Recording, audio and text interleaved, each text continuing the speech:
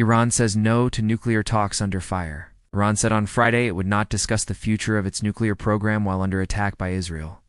As Europe tried to coax Tehran back into negotiations, and the United States considers whether to get involved in the conflict, a week into its campaign, Israel said it had struck dozens of military targets overnight, including missile production sites.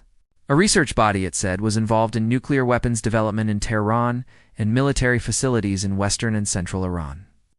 The Israel Defense Forces later said they had also struck surface-to-air missile batteries in southwestern Iran as part of efforts to achieve air superiority over the country. At least 5 people were injured when Israel hit a 5-story building in Tehran housing a bakery and a hairdresser.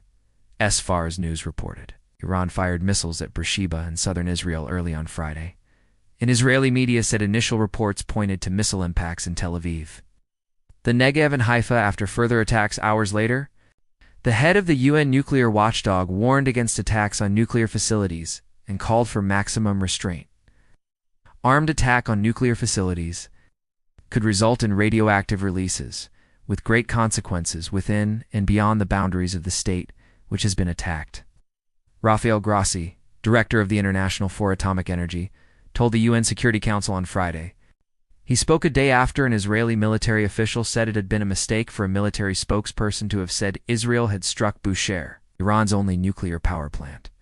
He said he could neither confirm nor deny that Russian-built Bushehr, located on the Gulf Coast, had been hit. Iran said on Friday its air defenses had been activated in Bushehr, without elaborating. Israel says it is determined to destroy Iran's nuclear capabilities, but that it wants to avoid any nuclear disaster. UN Secretary-General Antonio Guterres, also speaking at the World Body's Security Council, said the Iran-Israel conflict could ignite a fire no one can control and called on all parties to give peace a chance. The White House said on Thursday President Donald Trump would decide on U.S. involvement in the conflict in the next 2 weeks. Fars News quoted an Iranian military spokesman as saying Tehran's missile and drone attacks on Friday had used long-range and ultra-heavy missiles against military sites, defense industries, and command and control centers. About 20 missiles were fired in those latest Iranian strikes. An Israeli military official said, and at least 2 people were hurt, according to the Israeli ambulance service.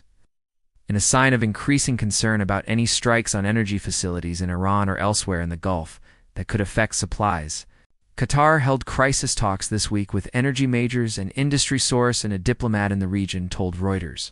Iranian Foreign Minister Abbas Araki said there was no room for negotiations with the U.S.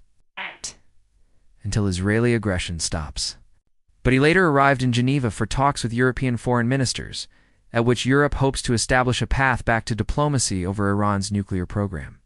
Before the meeting with France, Britain, Germany, and the European Union's foreign policy chief, 2 diplomats said Iraqi would be told the U.S. is still open to direct talks. But expectations for a breakthrough are low, diplomats say.